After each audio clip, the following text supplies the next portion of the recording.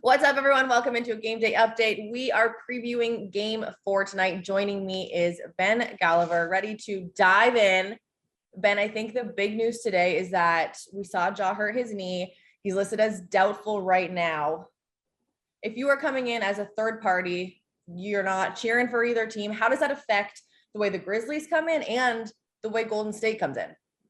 Well, what a roller coaster series for Morant and the Grizzlies. You have this game too, where, as I wrote, it's the best game of his life. I mean, period. It was unbelievable. 47 points, 8 rebounds, and 8 assists. And so that's not a normalized hole in the rotation, right? That's a gigantic crater, kind of like a Grand Canyon for the Grizzlies to pick up the slack.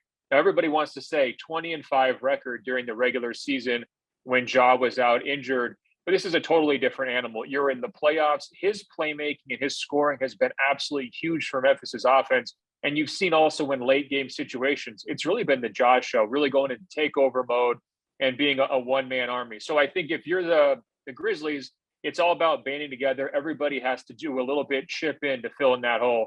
Now, Tyus Jones, he's going to handle the ball, bring up the offense and all that kind of stuff. So you don't have to worry too much there. He's a very experienced point guard.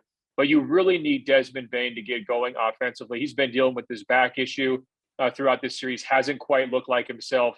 Tonight would be a great night for Desmond Bane to have like 30 points, maybe like 6 3-pointers for Memphis, right? And the other guy to circle, Golden State's number one villain, Dillon Brooks, the guy that they've been kind of going after in the media for a couple of days now. He's coming back. I'm sure he's going to get a very rude welcome from that Chase Center crowd. Dillon Brooks, if he could kind of channel some of that hate coming back, and, go out there and score 20 points himself, that would go a long way to helping Memphis keep this thing close. Yeah, speaking of Dillon, let's stay right on that. Dillon, not only you want him to have a good offensive night, which he can do from time to time, what he's so great at every single game is on the defensive end. And we saw in game 3 how much they needed maybe just Dillon's energy, the way he kind of ignites the defense, because holy cow, 142 points the Warriors scored, shooting over 60%. I saw somewhere that it was the second time since 1995 that a team scored over 140 points, shooting over 60% in the playoffs.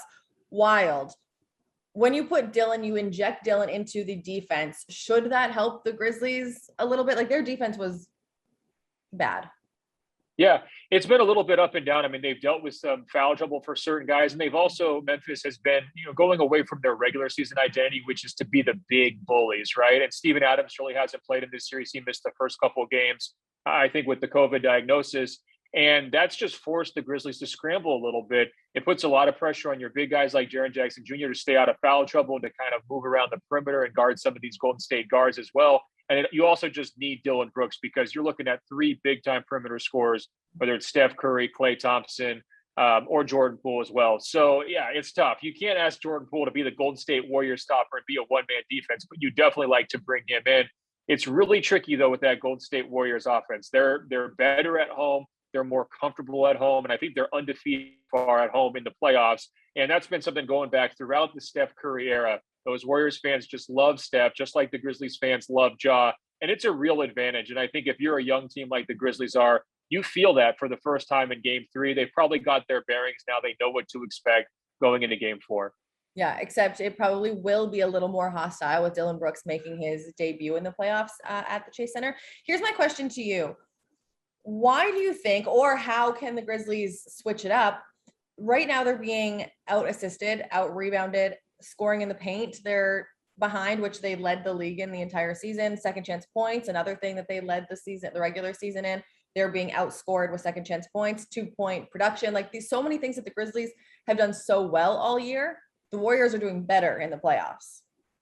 Well, look, the ball movement, you're going to expect Golden State. I mean, that's their whole thing, right, is keeping the ball moving, finding those shooters. Everybody's cutting and moving off the basketball. And so you're going to have to cede that category to Golden State. They're pretty much always going to lead on that one. But it gets back to the inside stuff, right? The rebounding, the second chance points, the paint dominance. And that's where the absence of Steven Adams, I do think, is felt. It's just tricky. In the postseason, it's very hard to keep your centers on the court for big minutes, because you have so many teams that can spread you out and shoot the basketball. And Golden State, they've been torturing centers for years. I mean, Rudy Gobert, you got some other guys going back in the Cleveland days that just couldn't even keep up with what Steph Curry and Klay Thompson do. So it's really, to me, it's a matter of personnel. If Memphis was playing big like they did all season long, they'd be doing better on some of those categories. They're not. And so they have to adjust. That's why I circled Jaren as the X factor for this entire series. If he can kind of reclaim control of the paint, if he can be that big defensive monster who's blocking shots, who's clearing the glass, who's hitting some 3-pointers on the offensive end, and who's just kind of mucking things up for Golden State's offense, then I think Memphis can kind of get back in this series.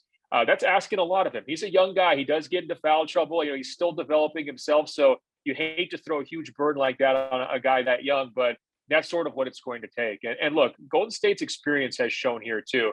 They know how to raise their effort level in these big moments. You've seen Draymond step up. You've seen some other of their veteran players step up as well to kind of help out on the glass and help out defensively. It's a tough test. Right now, I wouldn't be surprised at all if the Golden State Warriors won the title. So there's no shame in being down 2-1 here. All right. I don't like hearing that, but I understand where you're coming from. I was going to ask you, my last question was going to be X factor. You would choose Jaren for your X factor for this evening?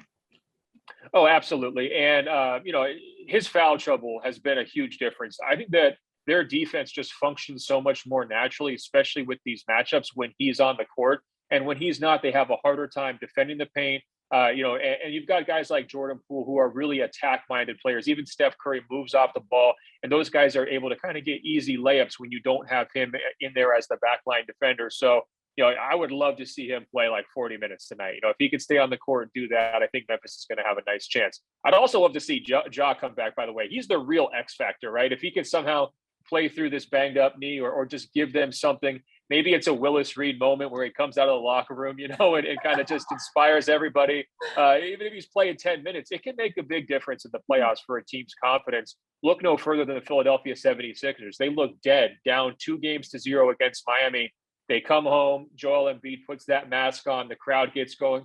All of a sudden, Danny Green can't miss any 3-pointers, and James Harden decides to show up for the first time all playoffs. So, that's the kind of impact a leader can have, and it would be great to see something like that for Memphis. But maybe we're thinking with our hearts here rather than our heads. Well, let's stick with our hearts for now then, because the 76ers are going to come out with a little extra power too, seeing that they probably think that Joel Embiid should have got MVP. Anyway, that's a discussion for another time. Ben, thank you so much for your time today. I appreciate it so very much. And we're going to see you in Memphis in a day, 2 days. I can't wait. I had such a good time for games 1 and 2. What an incredible atmosphere and just the intensity of those games. My favorite stop so far in the playoffs. Brooklyn, New Orleans don't hold a candle to what Memphis is bringing to the table. We love to hear that. Fans at home, if you're watching, drink some coffee nice and late because it is a 9:00 tip tonight. Probably a little after 9, obviously. So drink your coffee, get ready to party. We'll see you guys, and make sure after the game you are tuned into Bally Sports Southeast.